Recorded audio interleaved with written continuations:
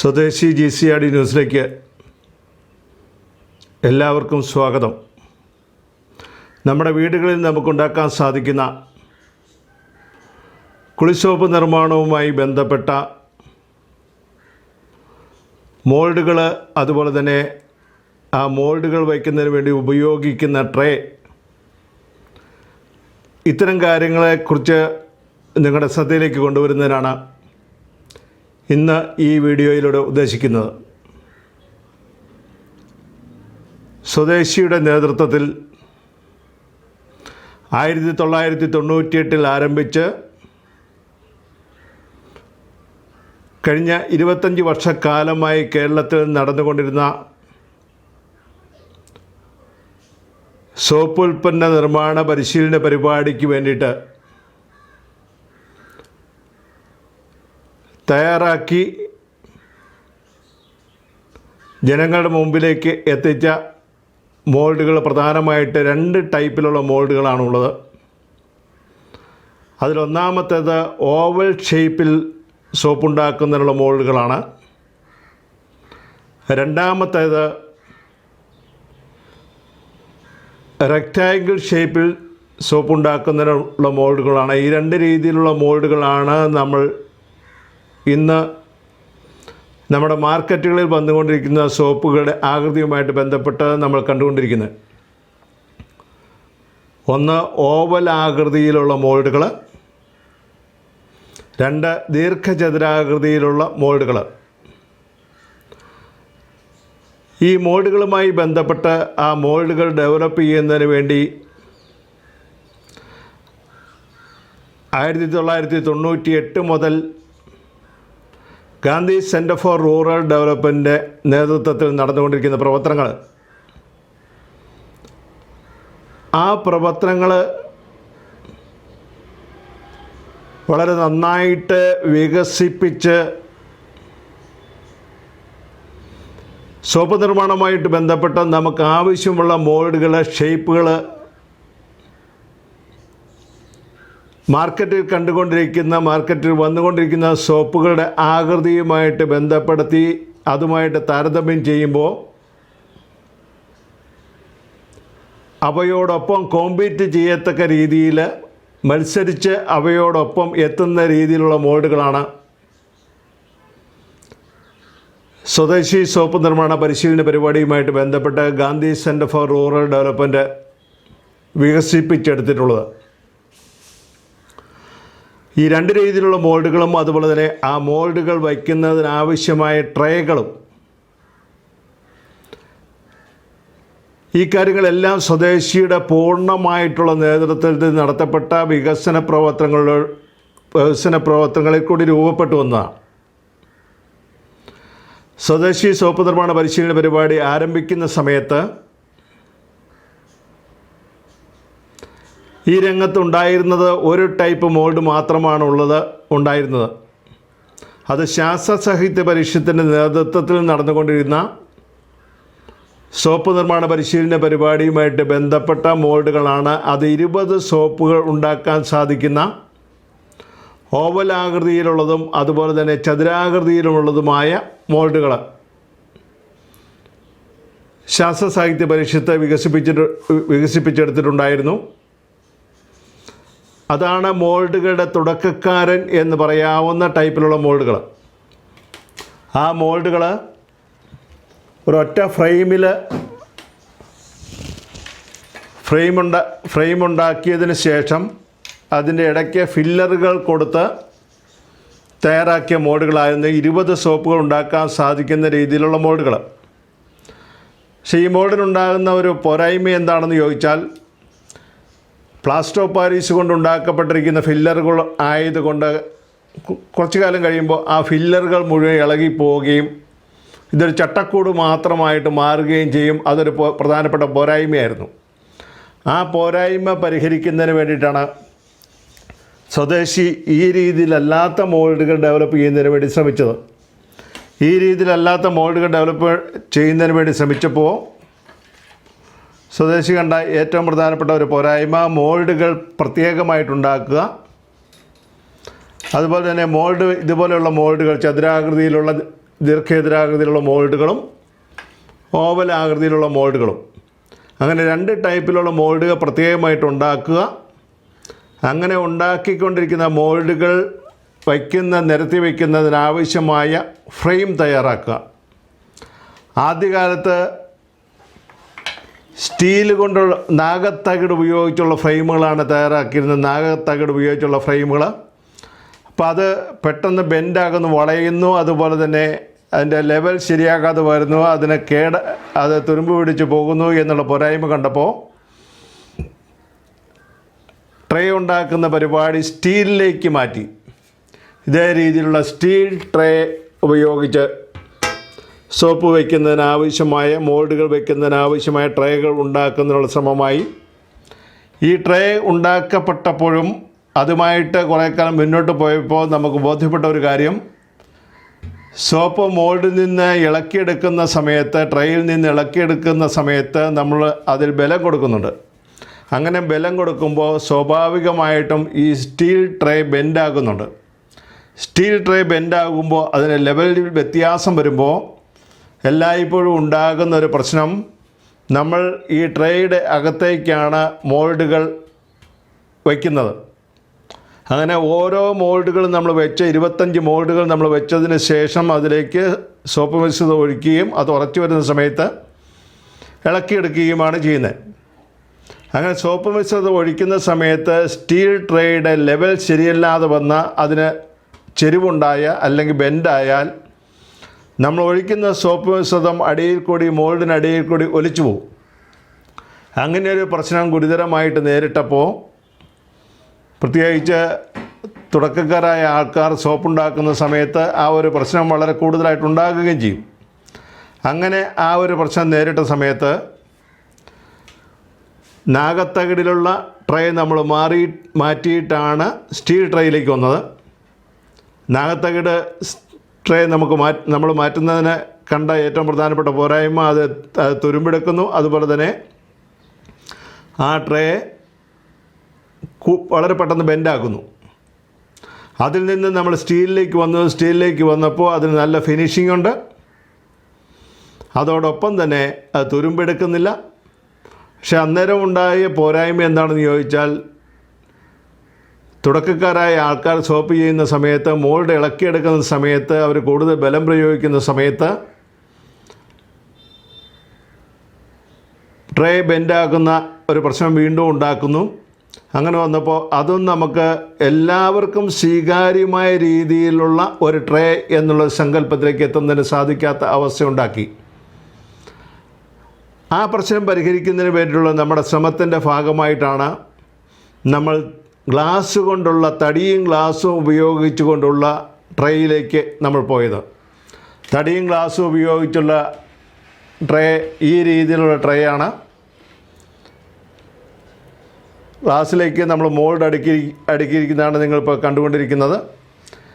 ഈ ഗ്ലാസ് ഫ്രെയിമിൽ, തടിയുടെ ഫ്രെയിമിൽ ഗ്ലാസ് പൊഴിച്ചിട്ടിരിക്കുകയാണ്. അങ്ങനെ പൊഴിച്ചിട്ടിരിക്കുന്നത് കൊണ്ട്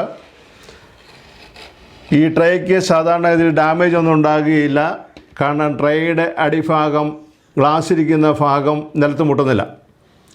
തടിയിൽ പൊഴിച്ചിട്ടിരിക്കുന്നത് കൊണ്ട് അതിന് കേടുണ്ടാകുന്ന സാഹചര്യം വളരെ കുറവായിരിക്കും, ബ്രേക്കാകുന്ന സാഹചര്യം വളരെ കുറവായിരിക്കും. അങ്ങനെ ആ രീതിയിലുള്ള വെയിറ്റ് കുറവുള്ള തടി ഉപയോഗിച്ചുണ്ടാക്കപ്പെട്ടിരിക്കുന്ന ട്രേയിലേക്ക്, ഗ്ലാസ് ഉപയോഗിച്ചുണ്ടാക്കപ്പെട്ടിരിക്കുന്ന ട്രേയിലേക്ക് നമ്മൾ നമ്മുടെ സോപ്പ് നിർമ്മാണത്തിന് ആവശ്യമായിട്ടുള്ള ട്രേ വികസിപ്പിക്കുന്ന കാര്യങ്ങളിലേക്ക് വരികയും, അങ്ങനെ ഇപ്പോൾ നമ്മൾ ഉപയോഗിച്ചുകൊണ്ടിരിക്കുന്ന, കുറേ വർഷങ്ങളായിട്ട് നമ്മൾ ഉപയോഗിച്ചുകൊണ്ടിരിക്കുന്ന ട്രേ ഗ്ലാസും തടിയും ഉപയോഗിച്ചുകൊണ്ടുള്ള ട്രേയാണ്. ഈ ട്രേയുടെ ഒരു പ്രത്യേകത, യാതൊരു കാരണവശാലും നമ്മൾ മോൾഡ് അടുക്കിയിരിക്കുന്ന ആ ഒരു പ്രതലം ഗ്ലാസ് ആയതുകൊണ്ട് ആ പ്രതലത്തിൽ യാതൊരു കാരണവശാലും ബെൻഡുണ്ടാകുകയില്ല. അങ്ങനെ ബെൻഡുണ്ടാകാതിരിക്കുന്നത് കൊണ്ട് നമ്മൾ ഈ മോൾഡിലേക്കാണ് സോപ്പ് മിശ്രിതം ഒഴിച്ചു വെക്കുന്നത്. അങ്ങനെ ഒഴിച്ചു വെച്ചിരിക്കുന്ന മോൾഡിൽ നിന്ന് യാതൊരു കാരണവശാലും സോപ്പ് മിശ്രിതം ഒലിച്ചു പോവുകയില്ല. അപ്പോൾ ആ ഒലിച്ചു പോകുന്നു എന്നുള്ളൊരു പ്രശ്നം പരിഹരിക്കപ്പെട്ടു. അടുത്ത തുരുമ്പെടുക്കുന്നു, അങ്ങനെയുള്ള പ്രശ്നങ്ങൾ പരിഹരിക്കപ്പെട്ടു. മൂന്നാമത്തെ നിലത്ത് വീണ പൊട്ടുന്നില്ല എന്നുള്ളൊരു അവസ്ഥയിലേക്ക് നമ്മൾ കൊണ്ടുവരുന്നതിന് വേണ്ടി തടി പൊഴിച്ച് ആ പൊഴിച്ചിരിക്കുന്ന തടിയിലേക്കാണ് ഗ്ലാസ് കയറ്റിയിരിക്കുന്നത്. അപ്പോൾ അങ്ങനെ ആ ഒരു പ്രശ്നം ട്രേയുടെ കാര്യത്തിൽ ഏറ്റവും പരിഹാരമുണ്ടാക്കുന്ന രീതിയിൽ വളരെ കാര്യക്ഷമമായിട്ട് ഉപയോഗിക്കാൻ സാധിക്കുന്ന ഒരു ട്രേ എന്നുള്ളൊരു തലത്തിലേക്ക് ട്രേയെ നമുക്ക് വികസിപ്പിച്ച് കൊണ്ടുപോകാൻ പറ്റി. ട്രേയുടെ കാര്യത്തിലുണ്ടായ വികസനം ഒന്ന് നാഗത്തകടായിരുന്നു നമ്മൾ ആദ്യം ഉപയോഗിച്ചിരുന്നത്. നാഗത്തകടിൽ നിന്ന് രണ്ടാമത്തെ ഘട്ടത്തിലേക്ക് നമ്മൾ എത്തിയപ്പോൾ അത് സ്റ്റീലിലേക്ക് പോയി. സ്റ്റീലിൽ നിന്ന് നമ്മൾ അടുത്തതിലേക്ക് നമ്മൾ ഗ്ലാസ്സിലേക്ക് പോയി. ഇതിലേറ്റവും പെർഫെക്റ്റ് ആയിട്ടുള്ള ടെക്നോളജി നമ്മുടെ വീടുകളിൽ നമുക്ക് ഉപയോഗിക്കാൻ സാധിക്കുന്ന ടെക്നോളജി ഗ്ലാസ് ട്രേ ആണ്. സോപ്പുണ്ടാക്കി വളരെ പരിചയസമ്പന്നരായി വളരെ എക്സ്പെർട്ടൈസ് നമുക്ക് കിട്ടിക്കഴിയുന്ന സമയത്ത് ഈ ട്രേയുടെ ആവശ്യമില്ല.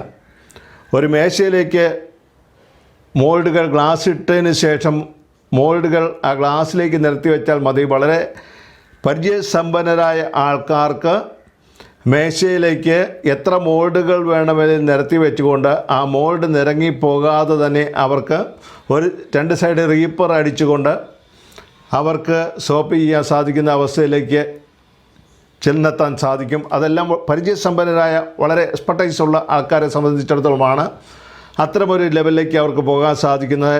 തുടക്കക്കാർ സോപ്പ് നിർമ്മാണ പരിപാടി ആരംഭിക്കാൻ തുടങ്ങുന്നവർ വല്ലപ്പോഴും ഒരിക്കൽ സോപ്പ് ചെയ്യുന്ന ആൾക്കാർ എന്നുവെച്ചാൽ സ്ഥിരമായിട്ട് സോപ്പ് ചെയ്ത് വളരെ നല്ല പരിചയസമ്പന്നരല്ലാത്ത ആൾക്കാരെല്ലാവരും സോപ്പുണ്ടാക്കുന്ന സമയത്ത് എല്ലായ്പ്പോഴും ഇതുപോലുള്ള ഒരു ട്രേ ഉപയോഗിക്കേണ്ട ആവശ്യമുണ്ട്. ആ ട്രേയിലേക്കാണ് നമ്മൾ മോൾഡുകൾ നിരത്തി വയ്ക്കുന്നത്. അത് ഓവലിൻ്റെ മോൾഡ്, ഇത് ദീർഘചതുരാകൃതിയിലുള്ള മോൾഡാണ്. നമ്മുടെ പഴയ ചന്ദ്രിക സോപ്പിൻ്റെ ആകൃതിയിലുള്ള മോൾഡ്.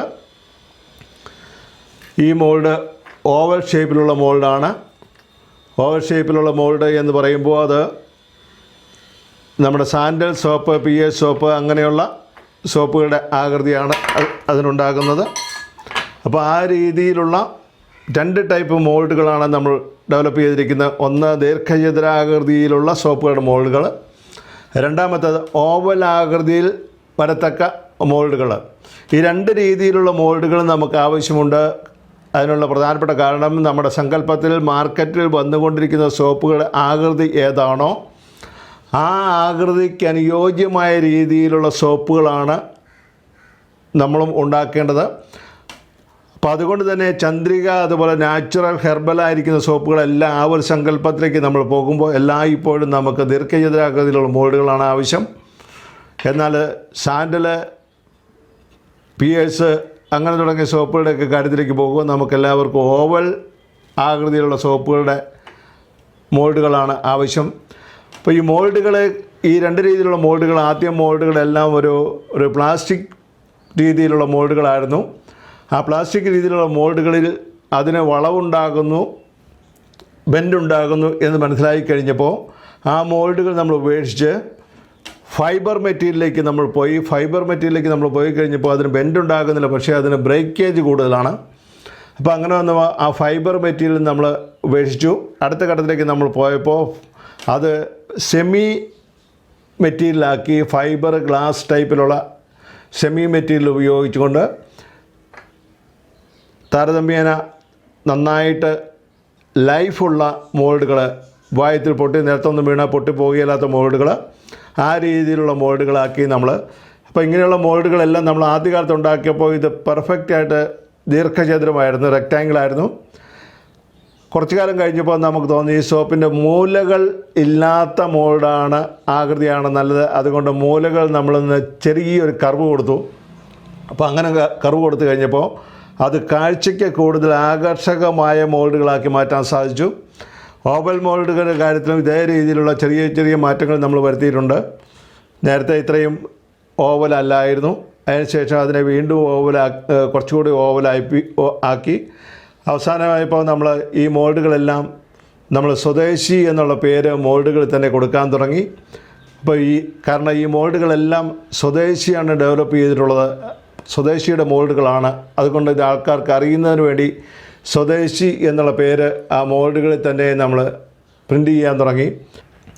3 രീതിയിലുള്ള മോൾഡുകൾ, കുളിസോപ്പ് ഉണ്ടാക്കുന്നതിന് ഓവലാകൃതിയിലും അതുപോലെ തന്നെ ദീർഘചതുരാകൃതിയിലുള്ള മോൾഡുകളും, നനയ്ക്കുന്ന സോപ്പ് ഉണ്ടാക്കുന്നതിന് വേണ്ടി നമ്മൾ സൺലൈറ്റിൻ്റെ ആകൃതിയിലുള്ള 150 ഗ്രാമിൻ്റെ സോപ്പ് കട്ട ഉണ്ടാക്കുന്നതിന് ആവശ്യമായ മോൾഡുകളും ആണ് ഇപ്പോൾ സ്വദേശി വികസിപ്പിച്ച് ആളുകളുടെ ഇടയിലേക്ക് വിതരണത്തിനെത്തിച്ച് സ്വദേശി എന്ന ബ്രാൻഡ് നെയിമിൽ ആളുകൾ ഉണ്ടാക്കിക്കൊണ്ടിരിക്കുന്ന കുളിസോപ്പുകളും അതുപോലെ തന്നെ വാഷിംഗ് സോപ്പുകളും. ഇപ്പോൾ ഈ രംഗത്ത് സോപ്പ് നിർമ്മാണവുമായിട്ട് ബന്ധപ്പെട്ട അതിനാവശ്യമായ ഷേപ്പുകൾ കൊടുക്കുന്നതിന് ട്രേ ഉണ്ടാക്കുന്ന കാര്യത്തിലും അതുപോലെ തന്നെ മോൾഡുകളുടെ സോപ്പിന് ആകൃതി കൊടുക്കുന്ന കാര്യത്തിലുള്ള മോൾഡുകളുടെ വികസനത്തിലും ഈ രണ്ട് കാര്യങ്ങളിലും സ്വദേശിക്ക് മാതൃകാപരമായ പ്രവർത്തനങ്ങൾ നടത്തുന്നതിന് നാളിതുവരെയായിട്ട് സാധിച്ചിട്ടുണ്ട്.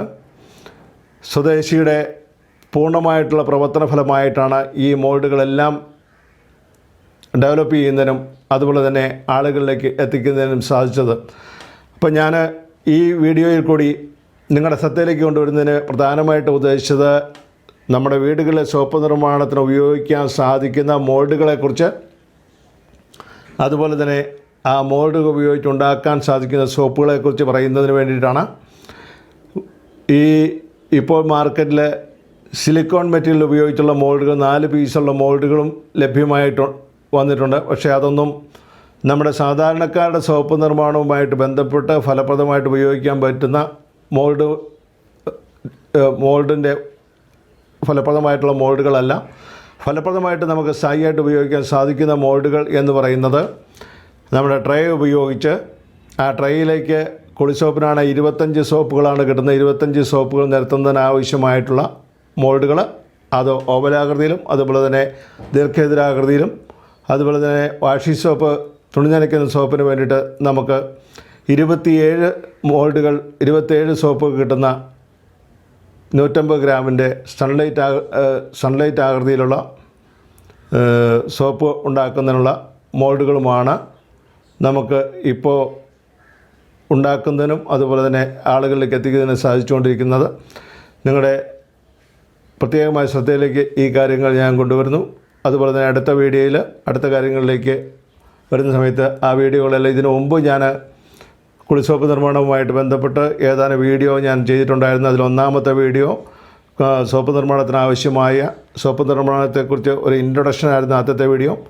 രണ്ടാമത്തെ വീഡിയോ സോപ്പ് നിർമ്മാണത്തിനാവശ്യമായ അസംസ്കൃത വസ്തുക്കളെക്കുറിച്ചായിരുന്നു. ഏതെല്ലാം അസംസ്കൃത വസ്തുക്കളാണ് സോപ്പ് നിർമ്മാണത്തിന് ഉപയോഗിക്കേണ്ടത് എന്ന് പറഞ്ഞുകൊണ്ടുള്ള വീഡിയോ. മൂന്നാമത്തെ വീഡിയോ സോപ്പ് നിർമ്മാണത്തിൽ സോപ്പിൻ്റെ ഗുണവും സോപ്പിൻ്റെ മണവും സോപ്പിൻ്റെ ഭംഗിയും സോപ്പിൻ്റെ തേയ്മാനവും സോപ്പിൻ്റെ പതയും അങ്ങനെയുള്ള കാര്യങ്ങളെല്ലാം കൂടെ ഉൾപ്പെടുത്തിക്കൊണ്ട് അതെല്ലാം നന്നായിട്ട് ഡെവലപ്പ് ചെയ്യുന്നതിനാവശ്യമായിട്ടുള്ള നന്നായിട്ട് വരുന്നതിനാവശ്യമായിട്ടുള്ള ഹാർഡനർ എന്നുള്ള സ്വദേശി ഡെവലപ്പ് ചെയ്തിരിക്കുന്ന ആ ഒരു അസംസ്കൃത വസ്തുവിനെ പരിചയപ്പെടുത്തുന്നതിന് വേണ്ടിയിട്ടായിരുന്നു മൂന്നാമത്തെ വീഡിയോ ചെയ്തിരിക്കുന്നത്. നാലാമത്തെ ഈ വീഡിയോയിലൂടെ സോപ്പ് നിർമ്മാണത്തിന് ആവശ്യമായ ട്രേ, മോൾഡ് തുടങ്ങിയ കാര്യങ്ങളെക്കുറിച്ചാണ് ഇപ്പോൾ വന്നിരിക്കുന്നത്. ഇനി അടുത്ത ഓരോ വീഡിയോകളായിട്ട് സോപ്പ് നിർമ്മാണവുമായിട്ട് ബന്ധപ്പെട്ട എല്ലാ കാര്യങ്ങളും വളരെ വിശദമായിട്ട് നിങ്ങളുടെ ശ്രദ്ധയിലേക്ക് കൊണ്ടുവരുന്നു. അടുത്ത വീഡിയോയിലേക്ക് വരുന്നതുവരെ എല്ലാവർക്കും നന്ദി, നമസ്കാരം, ജയ് ഹിന്ദ്.